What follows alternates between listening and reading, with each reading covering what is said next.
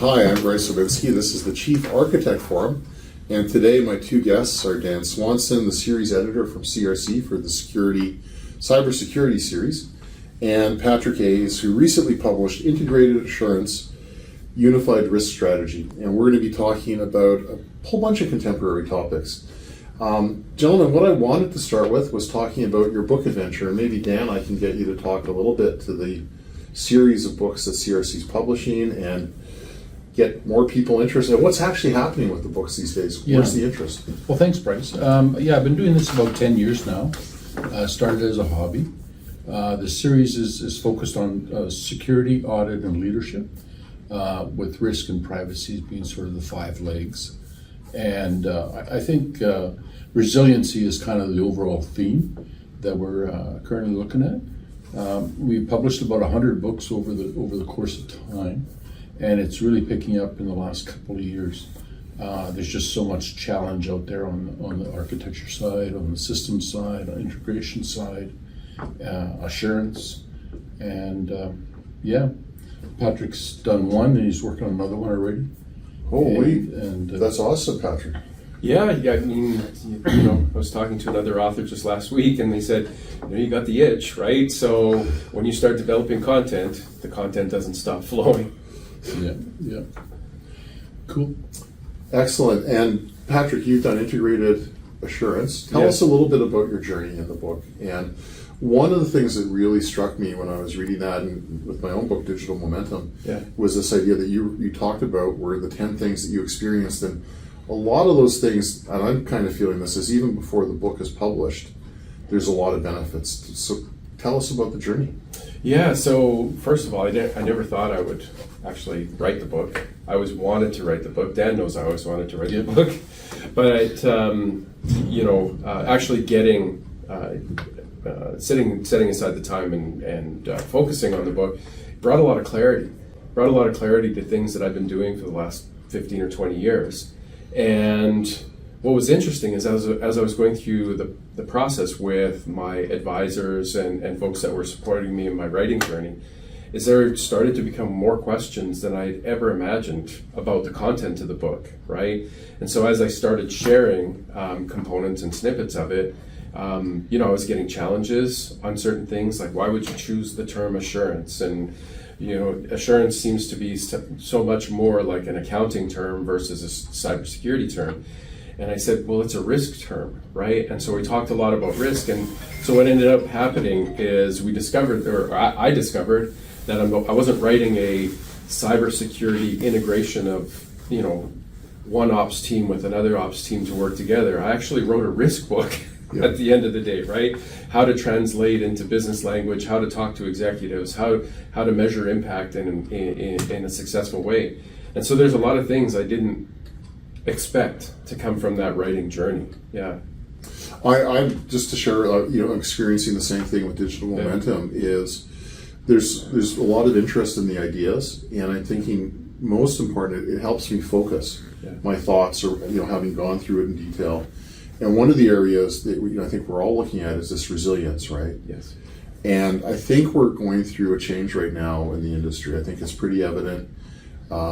It was funny before we were just talking, Patrick, about, is there a change? Are we finally getting some new technologies to deal with things, to get them to work? And there's a question whether it really ever did work properly before even, right?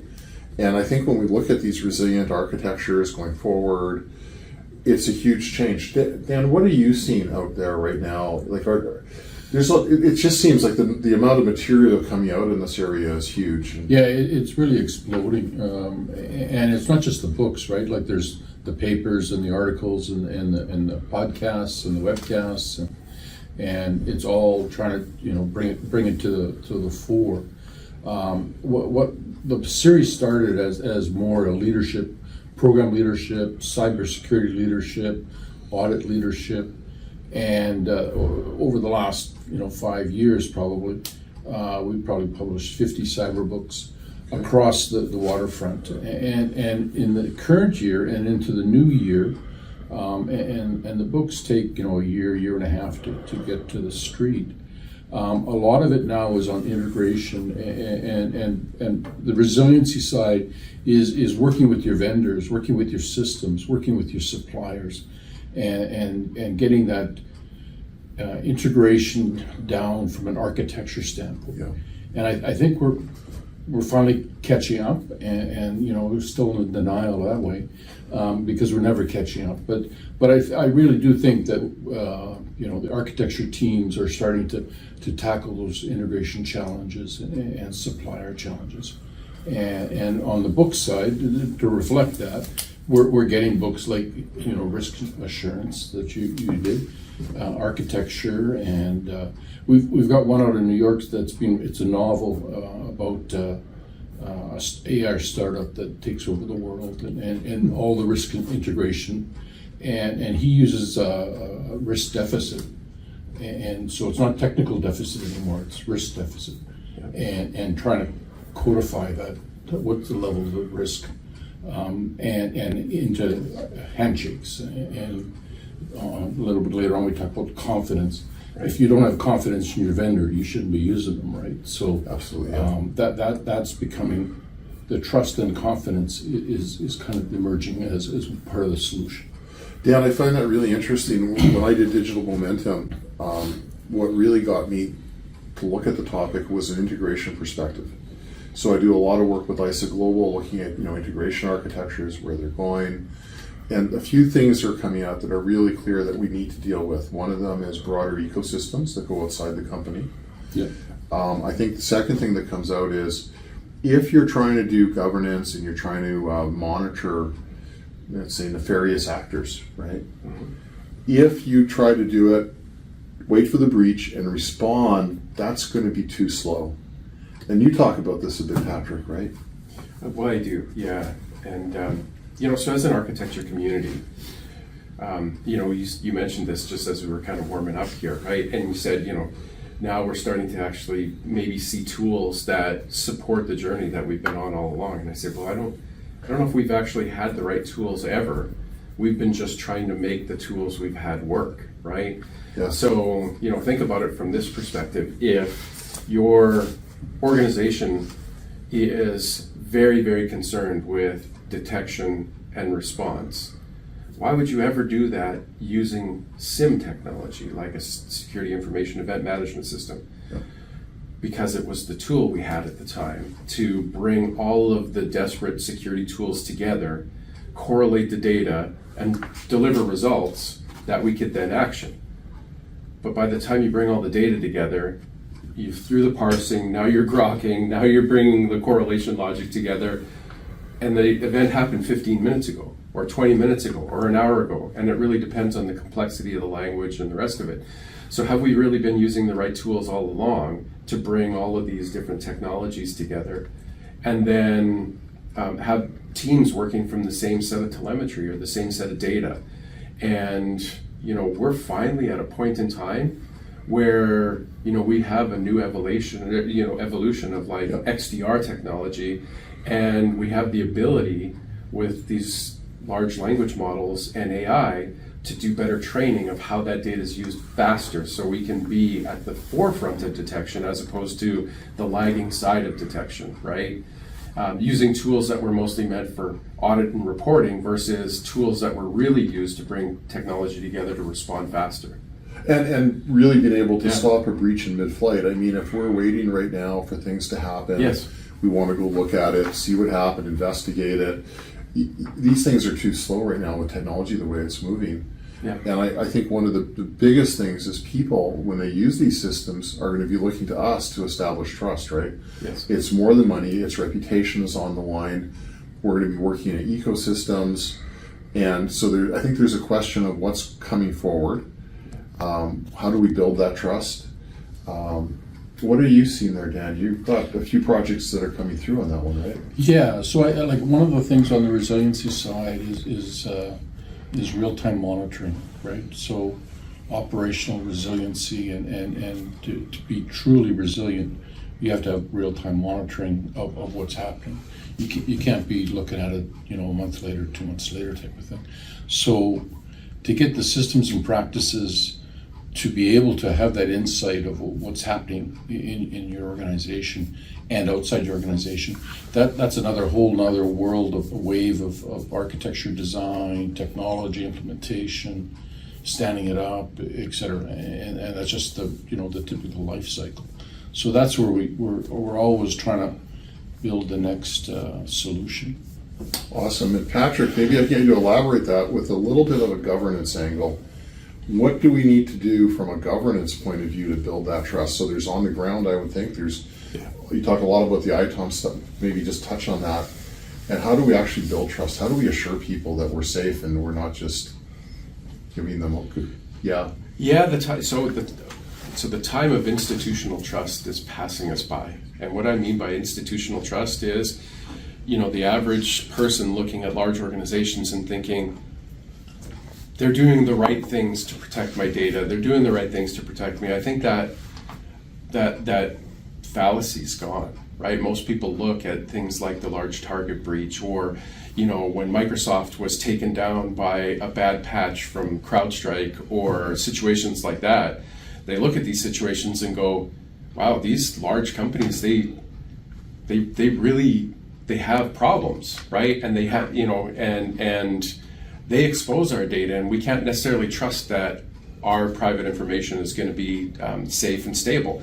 Never mind the way that we operate and how we run our businesses, right? I mean, just the CrowdStrike Microsoft instance, that wasn't a security issue. That was a lack of coordination between suppliers. Doing an upgrade, first of all, doing a kernel upgrade was dangerous enough as it was, but doing an upgrade without any sort of regression testing, and an entire market that relied on a single vendor for supplying certain services with no fallback, right? So, at that time, we also lost trust in, large suppliers. We realized that we need to have alternate solutions as a point of recovery and backup so that we could continue to conduct business. And then on top of it, our teams need to be coordinated and work together. So I was working with a large organization at the time that experienced that outage in a significant way, because we needed to bring every single one of those systems back online physically. You couldn't do it remotely. You had to apply the patch physically. So IT teams and security teams needed to work closely together on that responsiveness. And it gave us an excellent opportunity for lessons learned on how do we actually re-architect the way that we do this? What are the processes? What's the governance that drives it? And how do we be responsive to the business? Because this had a significant financial impact. And that's typically what's missing when we talk about the outcomes of these things is, what is the actual impact, and how does that impact translate into actual business value or business outcomes? Two questions I want to put up and either of you to answer. And when I think of what you're saying, there's two things that come to mind. One is the increasing use of digital twins and the ability to monitor what's happening in your organization in real time using a digital twin and leveraging that with AI. What are you seeing in the field in that? And what I'm seeing is things are moving quicker. And so one of the things I'd like to maybe consider in the question is when something happens, we're getting into, especially with AI, we're going to get into situations that maybe we couldn't have thought about all up front. And, I'm almost thinking when they introduced, say, RFID devices, right? Nobody thought there'd ever be any implications as long as they stayed in the back warehouse. But then as soon as they came forward, you opened up a whole, can of worms with privacy. Yeah. And now we're moving into that on steroids. What are your thoughts, guys? Well, I think this goes almost to the next one on the list here, architecture trust. Some of these changes, you can't just try it out. Like, you can pilot it for sure, but you can't just throw it into the production and let's see what happens. It's got to be thoughtful. It's got to be on a roadmap. It's got to be designed. It's got to be tested. I think the assurance side is really interesting, because I think the whole audit world is upended, because auditing 3 months after the fact it's not going to add value. So your assurance, your real-time monitoring of your major system changes going to become quite critical. I think as well the solution. There's no one solution, right? That's part of the challenge, and why the book series is so interesting, because we're getting risk guys writing, security guys writing, architects, auditors, and they all have their own view of what's the solution, and I think it's a blending of all these practices that are really, that's the next 10 years. One of the authors is talking about risk deficit. So don't talk about technical deficit anymore, talk about the risk deficit. So all the decisions you made for the last 10 years we'll just put it in and we'll fix it later. And so that risk deficit is building, and no one's quantifying, how bad the situation is. So I do like the control to confidence label, because I think governance of, we'll talk operations at the big level, is business operations. If they go down, we're talking real dollars. So it's business resiliency that's kind of the crown jewel. Yeah, I completely agree. We really aren't talking about crown jewels in the fact of which applications, what have you. We're talking about things like, how much is each row of data worth in your customer management system versus, how much is my customer management system worth? Because now we're talking about things like encryption, but at the row level. Because a lot of organizations, and a good friend of mine said this when we were talking last week. He said most folks think that they're doing encryption, but they're actually doing it at the volume level. Well, that's not really encryption, right? Because if you're talking about rows of customer data, you need to do it at the row level, right? Because each one of those rows is exposed if they can get into the volume, right? So, but back to your point, and one of the things that came out of that writing journey to tie the very first question together is, the one thing I never expected was to create a maturity model at the end of my writing journey, right? And that's exactly what I did within integrated assurance, was the integrated assurance maturity model, and that is, how do you take frameworks like ITIL or COBIT and ISO and NIST and marry those to regulatory standards? How do you marry that to things like Sherwood Applied Business Security Architecture or TOGAF? And then how do you use that to bring the teams together around a maturity model that says, we're going to adopt AI.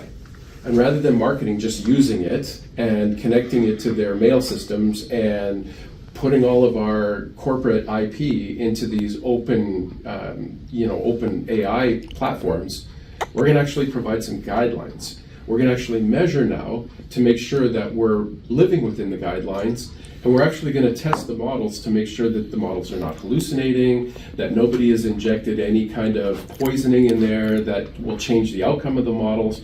Like, this is a space I don't think we've even really thought through as businesses. Is AI is great, the adoption of it, it's more terrifying than flattening your OT/IT systems, right? It's quite honestly introducing an entirely new attack plane, and people are wildly adopting it because it comes with great performance outcomes, it comes with fast responsiveness.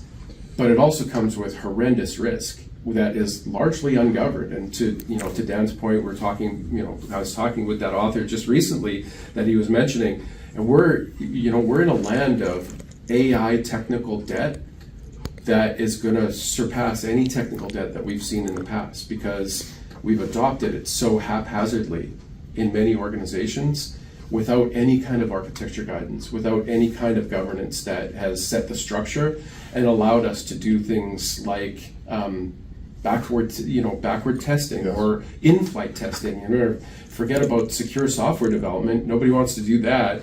Now secure AI deployment. That slows it down even more. Yeah, they're still defining it.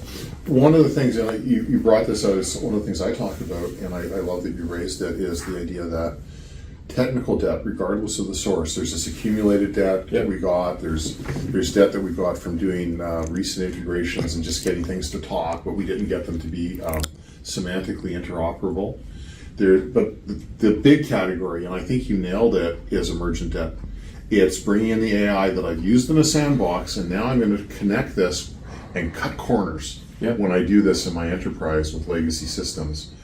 And that's going to, I think, fundamentally change the way we view things. How do you think the role of the CISO is going to change with all this? That's a trick question. It is. This is a trick question. It is. Like recently, Microsoft announced that their CISO, global CISO, Yep. is going to have 19 deputy CISOs, and so they've reorganized their security shop.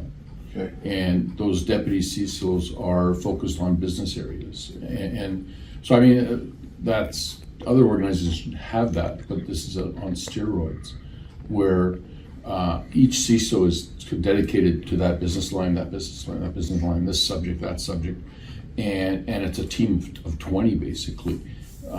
So I think the question about the role of the CISO, I think the complexity that's happening for many organizations is you're going to move to a team model much more than rely on one person. And the technology side, AI, every business area has different priorities, whether it's a telco or a finance service or a utility, and they all have risk on the business side that the traditional InfoSec functions, to provide board level guidance is going to be interesting, because some of those CISOs, they come out from the IT world, and they're highly competent in that space. But on the business side, what experience do they have sometimes, Right.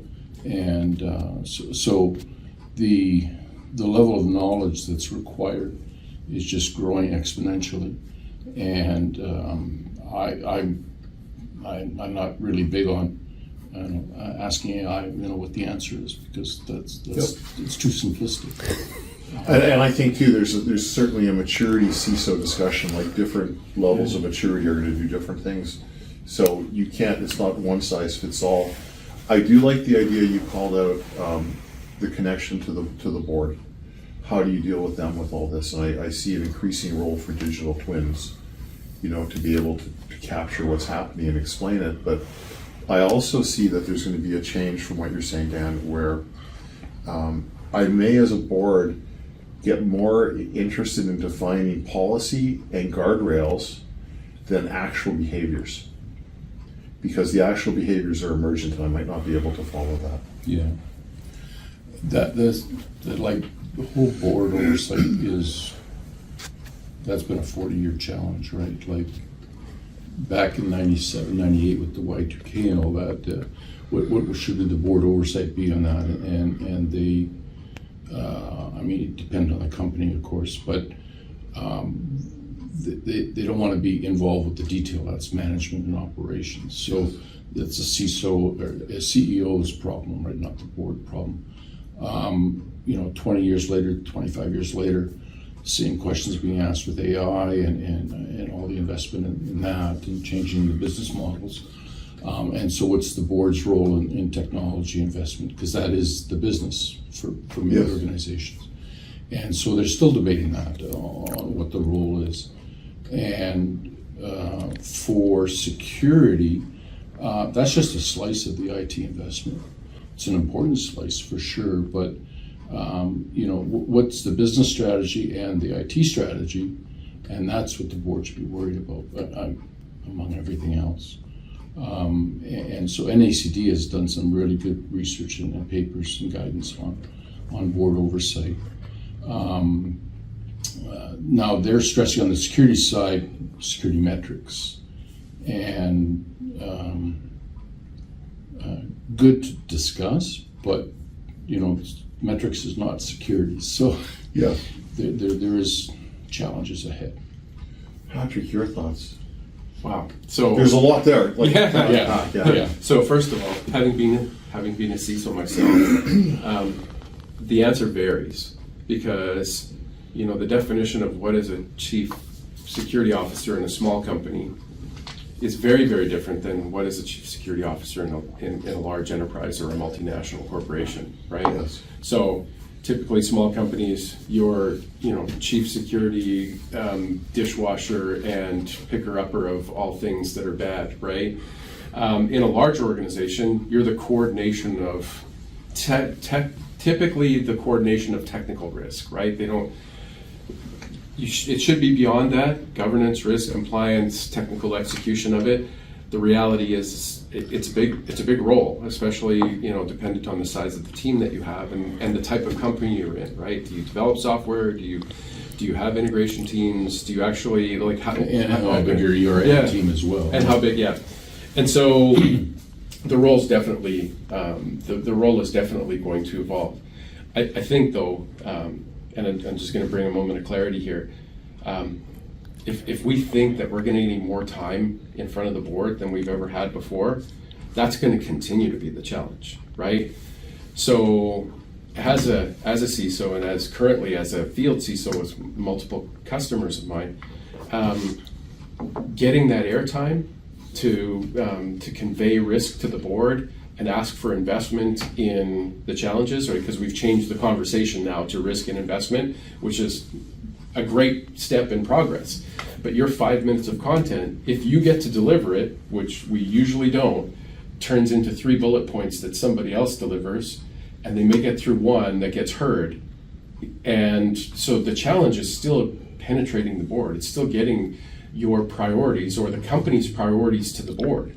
And what's odd is, as a CISO, your priorities are the business's priorities, right? And so it shouldn't be viewed as as my agenda in that role. It's the organization's agenda, because I'm really the trustee, the custodian of what we need to accomplish, and how do I align with that business strategy, and how do I help the company address risks so that they can grow, so that they can execute, so that they don't have downtime, so that they are effective in business operations.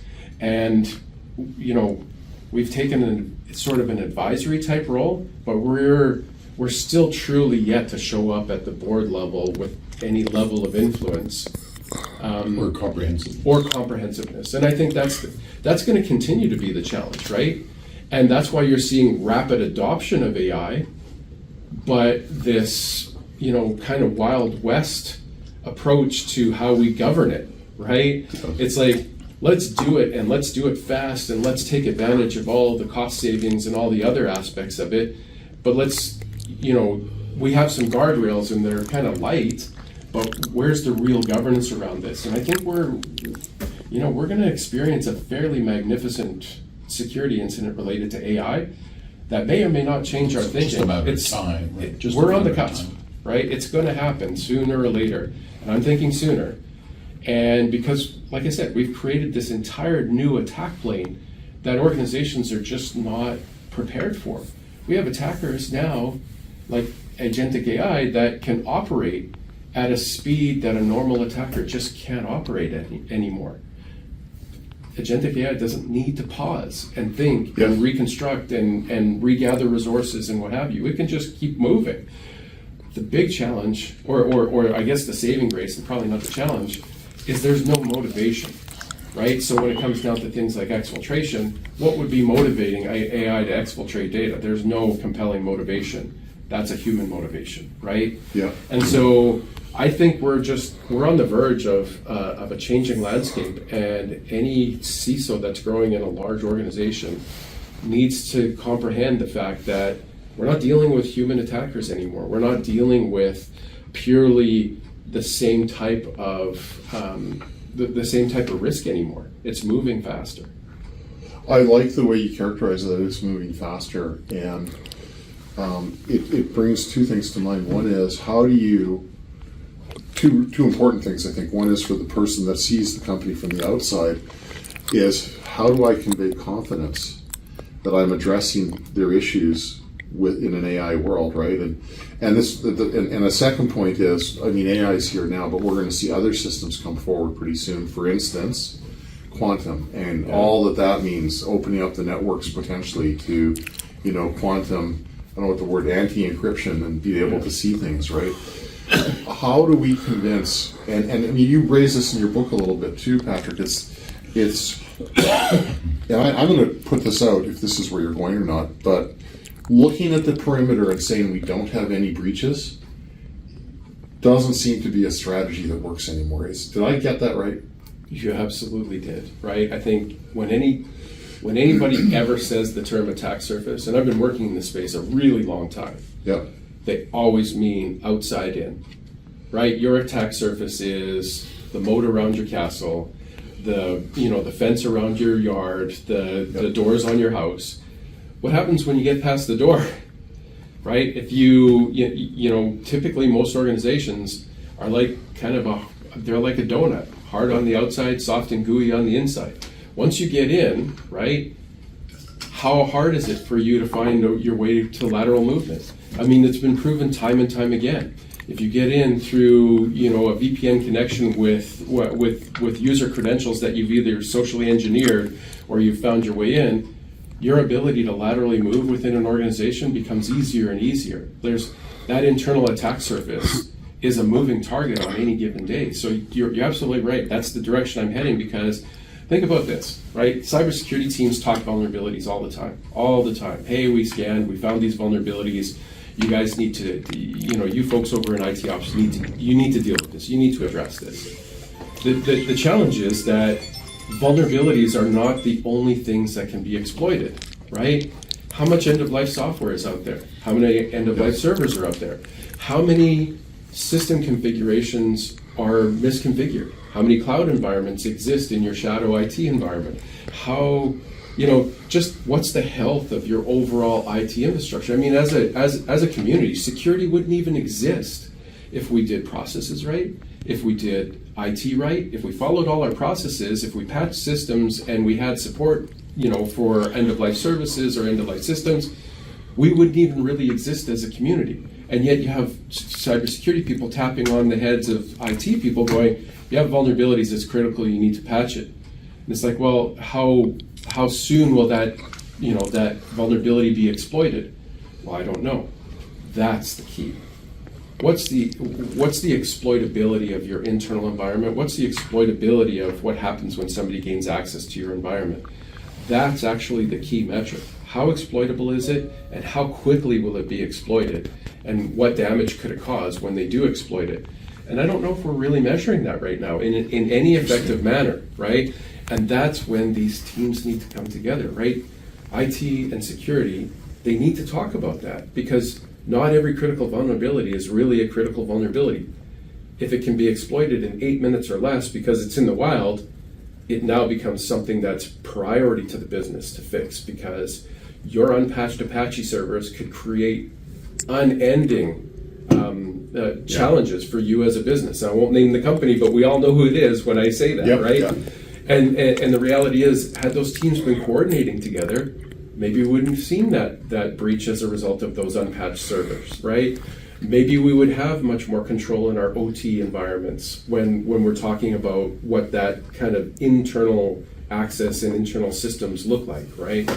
And I think that's exactly where I'm heading, is the integration, the communication level between these between these groups. Yes. It just needs to improve, because we're all trying to solve maybe the same problem a different way, but I almost say we're incented to solve different problems in parallel with each other. Yes. That never seem to really come together. They seem like they do, but do they? Right? I mean, do they really? That's a great point. And there's so many times I've seen people working in silos, trying to solve a problem, thinking they're doing the right thing, but they were working at odds with each other in some small way. And the final thought I want to leave us with today is around culture. Yeah. And you're really pointing to the need to have a learning culture, a culture that can deal with this change, and a culture that goes beyond, oh, we've got a breach, that's bad, to like, oh yeah, we've got a breach and we've dealt with it and we can deal with them quickly. So Dan, how does a professional keep up with all this stuff? Is it possible? Well, that's where, there's always something to learn, right? And I think a learning environment is huge. It's just going to get worse as well, right? So it's good news, bad news. There's retirements coming. there's a lot of experienced professionals that are in all these different functions, and some of them are going to decide to quit and retire and have a good time. So there's the whole next wave of growth going to come up at the next tier level. So Dan, when you say they're going to leave, is that a bad thing or a good thing, or is it just what it is? It's an opportunity. Okay. For the next leadership crowd. Okay. So part of on the series side, we have the security audit and leadership, and the leadership is that continuity of practice, Yep. Continuity of the challenges and addressing them, and getting the next challenge. And so we talk about AI, and that's the next wave for sure. But there's the next wave of solution side as well, and I think that real-time operational monitoring on the resiliency side, addressing technical debt and risk debt, working through architecture on a more agile basis. Yes. Agile being more real-time. Yes. And smaller versus longer. I like some of the organizations, it's all context too, right? Like if you're in 70 countries or 100 countries, that's a totally different operation than if you're operating in one city. So I think even at the national level, there's enough challenges. But once you get beyond national and into international, the complexity goes right off the scale. And so on the book side, we're trying to get thought leaders to talk about, what are some of the solutions and practices to consider. Yes. And you still have to adopt it to your environment, but, write it once and use it many times. It's kind of our approach. Awesome. Patrick. So that very topic is what compelled me for book 2, right? Okay. So integrated assurance, the first book was really foundational, right? First recognizing that we're working in these silos, what these silos really represent within our organizations, Yes. and then how to start bringing these silos together, right? What are some really practical ways that we can bring our teams together around shared frameworks and shared outcomes and different language and culture. Culture is big. Book 2 is I won't say it's entirely about culture, but the complete underpinnings is culturally, how do you practically implement this? So it's one thing to read about the foundations, it's one thing to understand that you have this problem, right? So it's the first step. Yes. The second is, how do you actually start tackling this? How do you change the behavior of folks that don't typically work together to start working together, to start collaborating with each other? We've tried to take this course of security awareness training, and I was presenting to a number of students yesterday, and one of the questions that came up they said, well, do you believe in security awareness training? And I said, I sure do. I fundamentally do. I think we should all have a foundation of security awareness training. However, liken it to when you're preparing for a test in your class. If you cram the night before, how are you going to do on your test? Well, probably adequate, right? How much of that are you going to retain? Yeah. If you plan throughout the semester for this test and you commit a lot of this information to long-term memory, you're going to do better on the test. Absolutely, right? So, we've shifted the commitment to long-term security awareness training. However, we're still humans. So what if you show up for your test after you left your apartment, went down to your car, found a flat tire, had to change your tire, then you tried to start your car, you had a dead battery, you had to jumpstart your car to get to school, you showed up for your test late, and you sat down and you're ready to take your test, and you've had all this time for studying and whatever. How are you going to do on your test? Is it going to are you frazzled? Are you going to be focused on your test, or are you going to have to, would you have just come out of a situation that would have created a lot of anxiety? Well, guess what? Attackers love that human aspect of us. That's how they socially engineer passwords from us and get us to click on things, and we can't train the human out of being human. We're always going to be human. Yeah. So culturally, we just need to be aware that we need to build processes and systems to adapt for the fact that we're going to be human, right? Yes. We're still going to do things whether we've been security awareness trained to death or not. Whether I've read 50 books on the subject, I'm still going to be a human, and life is going to come at me quick, right? Yes. And I think if we can culturally build that DNA, right, that reactiveness within our organizations, that as a developer, I see a problem in our platform that says, wow, we're exposing credentials. I need to surface this. What developer would think about that right now? It has to be part of the way that they behave, because it's a part of the company, the organization. We have no tolerance for any type of risk. And so, that the recognition of bringing that forward, and not even feeling apprehensive to bring that kind of stuff forward. So again, we're humans at the end of the day. The culture needs to shift to accommodate for the fact that we're humans. Yes. Working in a very technologically advanced environment that really lacks governance and process enforcement. I won't say that lacks governance and process. It really lacks enforcement. It lacks and I don't mean in the policing kind of way. Yep. I mean in the reinforcement way, the positive reinforcement way, hey, this was a great outcome because we followed process or because we had a process. I'll end it by saying I went through an incident response with an organization, and that it was great. We had the incident response plan. It was fantastic. None of the names on there worked for the company anymore. So we might as well not have had an incident response plan anymore. You have to refresh. You also have to refresh this stuff pretty constantly, right? Yes. So, I often say to organizations, once you've done an assessment, it's great, but it's already expired. Things can change, right? Yes. What was risk-free, or what had the semblance of being risk-free, it could change with a technology change that happened that you're unaware of, and now it's exposed you to a new risk that wasn't captured in the last assessment or audit that had just happened. So how are you doing this, right? Real-time monitoring. You have to actually shift to a focus on how these teams work together, and how do we culturally just make this part of how we operate as companies. Security it's not a technology issue. It's always been a risk issue. It's always been a business issue. And when I was talking to the students yesterday, Yep. I said, cybersecurity next to finance is the closest thing to business strategy you're going to find in an organization. And you can challenge me on that, but I'm telling you, if you can provide the business the level of trust and assurance that they can operate risk-free, or at least with the ability to respond to risk, that's pretty strategic. That allows you to take on business risk that you may not have with that level, without that level of confidence.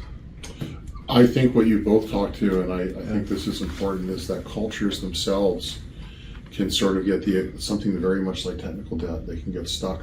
Mm-hmm. And in order to go forward, we need to do things a little bit differently, and we're calling that out. And I think we're going to be talking a lot more about it.